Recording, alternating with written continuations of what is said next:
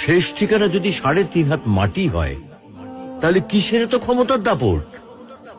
ভোর ৫টায় মৃত্যু, সকাল ৬টায় জানিয়ে দেওয়া হবে মাইকে, ৮টায় শেষ গোসল করানো হবে, ৯টায় তোমাকে নতুন কাপড়ে সাজানো হবে, জোহরের নামাজের পরে তোমার আলিশান বাড়ি থেকে বের করে নিয়ে যাওয়া হবে, ২টায় তোমার জানাজার নামাজ পড়ানো হবে, ২:৩০টায় তোমাকে কবরে নামিয়ে ফেলা হবে।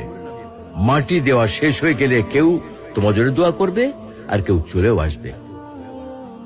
এই তো জীবনের শেষ আয়োজন। তো কিসের তো অহংকার, কিসের তো ক্ষমতার দাপট? হ্যাঁ, ক্ষমতা কারো জন্য চিরস্থায়ী নয়। অন্যায় ভাবে কাউকে ঠকালে একদিন ঠিক নিজেকেও ঠকতে হবে, এটাই নিয়ম। হ্যাঁ, এটাই নিয়ম।